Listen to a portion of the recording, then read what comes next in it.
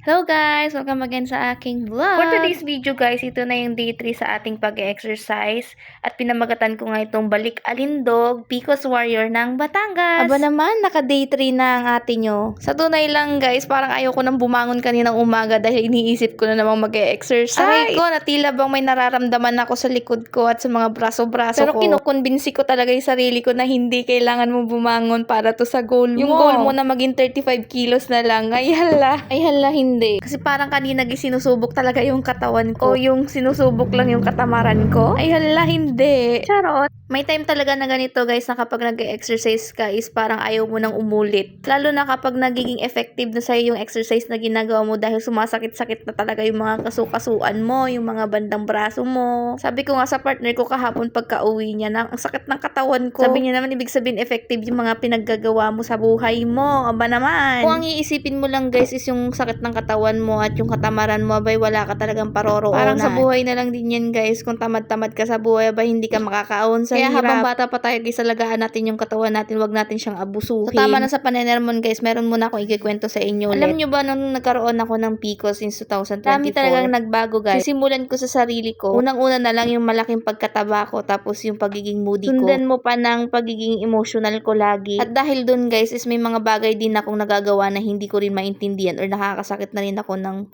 feelings ng ibang tao. Hindi ko sabihin guys na dahil sa PCOS lang kaya ako nagiging ganun. Siguro nung time na yun is nagkataon lang din na sobrang stress ako sa buhay at meron din ako mga ginagawa. Gaya ng business, work, na pagsasabay-sabay ko siya at the same time nag-aaral pa ako nung time na yun. Hindi kasi kami lumaki guys na mayaman. So, especially ako, naranasan ko lahat ng hirap. Since bata pa lang ako, naranasan ko na kung paano mabuhay ng mahirap. At dahil dun guys, naging independent na akong tao. May mga time na nakala ko lahat kaya ko siyang gawin, kaya ko lampasan lahat. Na parang nasa isip ko is hindi ko kailangan ng tulong ng kahit sino man. At dun nag-start lahat guys. Diyan din kami nagsimula magkaroon ng problema ng partner ko nung time na dahil sa nagkaroon nga ako ng PCOS or pagiging moody ko at lagi akong pagod sa business. Lagi ko siya napagbubuntunan ng galit dahil partner ko nga siya. Siya lang kasi guys yung nasasabihan ko ng lahat-lahat dati. Pero dumating yung time noon na hindi niya ako naintindihan o hindi kami nagkaintindihan. Yun yung time na nagkaroon kami ng malaking pagsubok sa buhay namin o sa relasyon namin. Hindi ko nasasabihin or i-detalye pa masyado guys, pero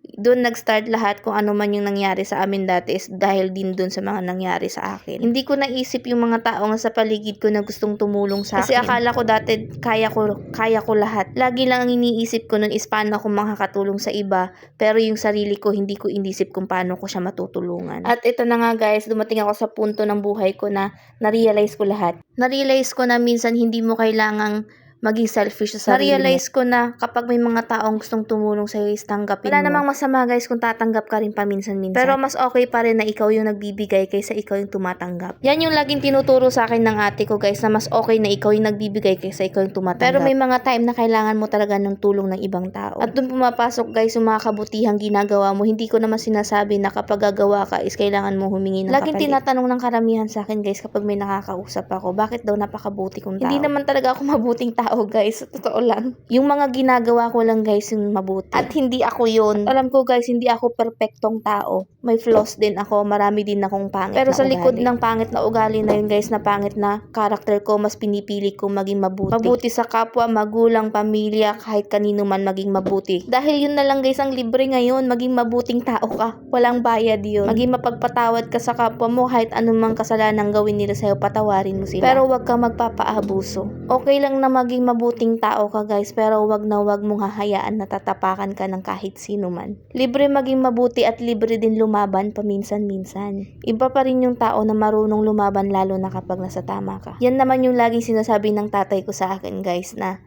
wag mong hahayaan na kainin ka ng kasamaan. Lagi kang maging mabuting tao kahit kanino man. At kapag nasa tama ka, lagi may paglalaban yung tama. At yan lagi guys ang tinatandaan ko yung mga bilin ng tatay ko, ng ate ko. So kaya ako ganito guys. So sa mga nagtatanong dyan kung bakit ako mahilig magpatawad o lagi ako nagpapatawad, so ito na po yung mga kasagutan. At sa mga kagaya ko dyan na laging emotional or laging moody, okay lang yan girl, lalo na meron kang PCOS. It's a part of your journey. Kung hindi ka man maintindihan ng ibang tao kung ano man yung pinagdadaanan mo, at least ikaw naiintindihan mo yung sarili mo. Yun yung pinaka-importante sa lahat. Yung ibang tao maraming masasabi sa'yo, pero ikaw na sarili mo, alam mo at kilala mo kung sino ka. So dahil wala ng oras guys, ikakat ko na muna yung ating kwentuhan. Kita-kita na lang tayo ulit bukas guys sa ating pang day 4. Sana matuloy-tuloy natin to hanggang sa susunod pang mga araw. Thank you for watching. Don't forget to follow and share. Bye-bye!